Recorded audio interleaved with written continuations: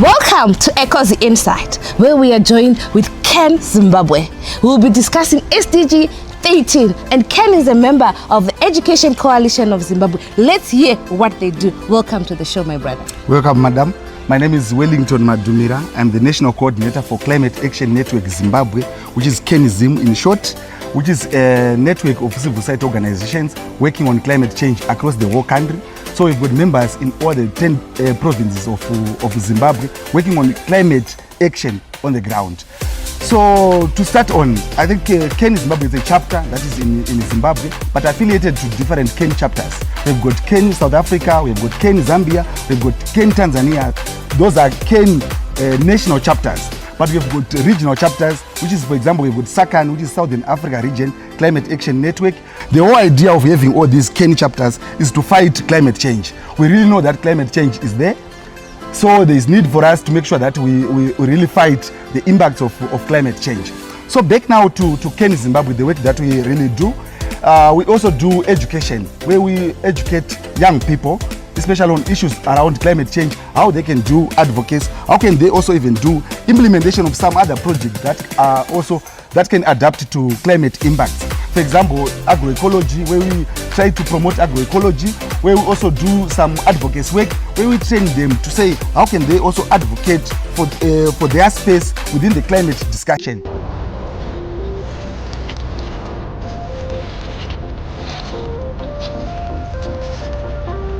Hello everyone, I am Postman Denzel Water, a youth advocate with the Climate Action Network, and I have a letter for you. A letter to humanity, past, present and future. A letter written on behalf of Mother Nature. My home, my friend, my safe haven, who is tired of always having her hair cut, her nose blocked, her body exposed, the trees, the air, the heat she feels, she sees, she hears. Every leaf that falls, every engine that grows, every greenhouse gas that rises high up to the sky to wage a terrible war. Unlike us, her voice is not as loud as the industries and cars. So she mourns every single day as her beauty slowly fades away. A letter written by a small boy with a big dream, who is not sure of what tomorrow may bring, tired of always being ill, constantly unable to fulfill tasks, homework and assignments. He doesn't know why. I don't know why, but I think the reason is pretty clear. This is because the heat is just too much. Because no food at home is no longer a surprise. And to think for a second what this little boy did to deserve all of this. A letter written by the ink of tears, the hand of hope on a sheet of emotions, not as weakness, but as strength, not as a cry, but as a call to action, not to blame anyone, but to inspire change, because climate change is real, but so are we. Because climate change is dangerous, but so are we. Because climate change is everywhere, but so are we. So let us show up so that little boy can grow up in a world that will lift him up. So Mother Nature can one day smile as she looks up to the sky. So future generations can one day say, they came, they stood, they fought, and they won. Our main thrust was mainly on advocacy. So I think we have managed to also to engage a number of young people who managed also even to write their own petition to the government, to different parliament portfolio committees to say these are our demands as young people. Even when we are going to COP, for example, Conference of Parties, we normally also encourage children and also young people to also air out their views, to say this coming COP, for example, this year we are going to COP 30 in Brazil. We are also encouraging young people and also children to say what are more like your recommendation towards COP 30.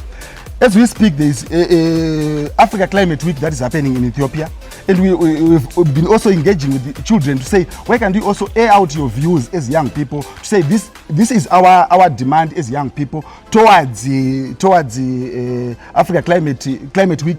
And soon after Africa Climate Week, there's going to be Africa Climate Summit, whereby a number of heads of state will be there, will be present, and we're also trying to encourage young people and also children to also air out their views.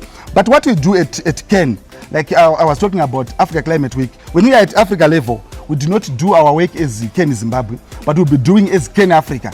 But when we are doing work as work in Zimbabwe, that's where we can now operate as Ken Zimbabwe only. So at national level, we are operating as Ken Zimbabwe. But the main challenge that we normally face is the financial constraints, which hinders us maybe to continuously gather young people and even children for them to be able to air out their views. But we normally even encourage them to say you have to participate even during the budget consultation, so that we can also even influence some of the budget items that will be prioritized for that year.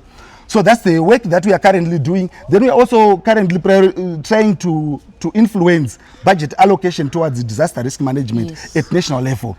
Then we also work with children, especially those who are going, for example, to primary and also secondary schools. We are also working with the Maranatha currently, and also we've got Sibino International, which is another international school that we are also working with, to make sure that they also understand issues to do with climate change. We normally say catch them young. We need to educate them about climate change, so that even when they grow up, they already know what is climate change and what are some of the mechanisms that are in place to address issues to do with climate change. Then we are also trying to implement some other projects. For example, to come up with environmental clubs at different schools, so that at the end of the day, they get to know how they can also live with climate change. Because we already know that Zimbabwe's contribution towards climate change is very minimal.